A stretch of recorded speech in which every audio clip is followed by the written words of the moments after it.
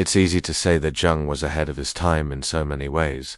He explored topics that most people are not willing to explore, like death and dying or shadow work, for example. Even though he made these concepts easier to understand, people still find it difficult to accept them. So when he talks about desire, what does he mean by that? Well, let me share with you something that might sound shocking at first. Jung tried to warn us about desire, but we thought it was love. And now look where we are. Look at our world today. Everything revolves around desire. From social media to marketing, from how we treat other people to how we treat ourselves. We live in a society based on desire. Before I tell you more about that, don't forget to hit the subscribe button below the video so you can be notified whenever I upload a new video. Also, if you enjoy my content, please consider supporting me through donations. Links to my donation page will be provided below. Thank you. The basis of this idea is taken from one of Jung's seminars, which I'm going to quote here, because it is interesting to see how he expressed himself in an informal setting. I'm quoting now, "You may laugh at me, but you are all possessed by desire. If you only knew it, you would probably kill each other if you were thrown together without the restrictions of morality. There is so much suppressed sexuality in you. Alright. I have often said that if the lid on the kettle doesn't fit, the whistle doesn't work. This whole sexual repression has its effect. I am convinced of it. It produces neuroses, it produces all kinds of complexes, inferiority complexes, all that sort of thing. What do women want? They want to be loved. And how are they to be loved? By being desired. Don't think that you can suppress desire and yet be happy. Desire must find expression. If there is no recognized outlet for the stream, it will flow into all sorts of things, into neurosis, dreams, fantasies, and so on. If you just listen to those words, they are shocking, right? It seems crazy to think that we would kill each other if there were no rules or morals. But why did Jung say that? Why did he believe that? Jung's theory of libido is quite complicated, but I will try to simplify it so you can better understand his ideas. According to Jung, libido isn't just sexual drive, although he does refer to sexual drive throughout his work. Libido is a generalized concept of psychic energy.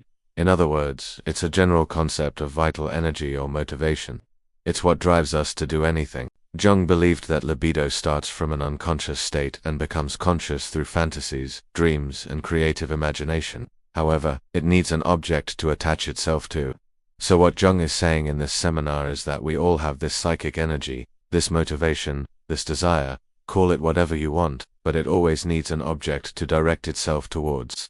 And the object can be anything. For example, if you don't have a hobby, you don't have any interest whatsoever, then your libido will feed on whatever is available. Whether that's your own insecurities, whether that's other people's weaknesses, whether that's some kind of a fantasy that you have, or whether that's your past. When we don't have anything else to focus on, when we don't have our own projects, when we are not engaged in any kind of a meaningful activity, then our mind will invent something for us to engage with. And as you can imagine, it could be something negative, like focusing on our own insecurities, or on the weaknesses of others. It could be a fantasy, or it could be something else. The point is that the energy has to go somewhere. If there is no outlet, if there is no object to direct itself towards, then the psychic energy will flow in undesirable ways. So when Jung says that we would kill each other, he means that we would destroy each other. We would harm each other. We would make each other suffer if we didn't have the morals and the rules to guide our behavior. But Jung also says that libido flows into neurosis. That sounds strange, right? How can desire lead to neurosis? Usually we associate neurosis or mental illness with lack of desire, not with desire. Well, when we don't have the object for our desire, then yes, it feeds on our insecurities. And that is the origin of neurotic behavior. If we can't channel our energy into something productive, if we can't use it to accomplish our goals, then we become obsessed with our own psyche. And that is where the problem begins. Jung was actually referring to Freud's concept of libido when he said this. And he expanded it to mean not only sexual desire, but any kind of desire, any kind of psychic energy that motivates us. Jung believed that we are all motivated by unconscious desires, and those desires need an object. Jung thought that those objects could be real or they could be invented. And this relates to another Jungian concept called the persona. The persona is the mask that we wear in public. It's the image that we project to the outside world. And Jung believed that the persona could also be an object of our libido. In other words, we could become obsessed with our public image, with how other people see us, and that obsession could lead to neurosis. Now, how does this relate to love? Well, According to Jung, love is a form of desire. In fact, he believed that love is the most powerful form of desire. Jung thought that we are all born with a fundamental desire for wholeness, for completion, and that desire is directed towards the object that we love. We desire the object because it completes us, because it makes us feel whole. But Jung also believed that the object of our love can never really complete us. It can never really satisfy our desire, because the object of our love is an archetype, an image in our mind, an ideal, something that we imagine. We don't really love the person in front of us. We love the idea that we have of that person. That's why we can be disappointed in love. That's why relationships fail. We expect the person in front of us to be a certain way, but they are not. And that's why we are always searching for something beyond the present moment, because the present moment can never really satisfy our desire. It can never really complete us.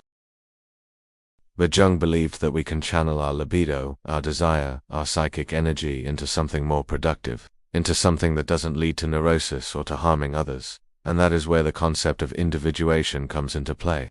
Individuation is a Jungian concept that refers to the process of becoming an individual, of becoming whole.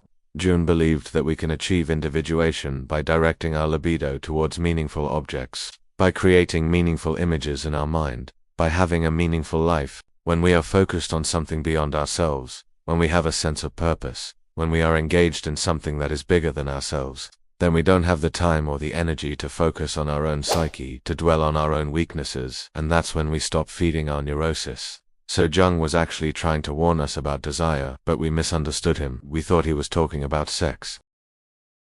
And instead of listening to what he was saying about desire in general, about how it affects our behavior, about how it affects our psychology, we focused on the sexual aspect. And that's why Jung's work became so distorted over the years. People couldn't see the bigger picture.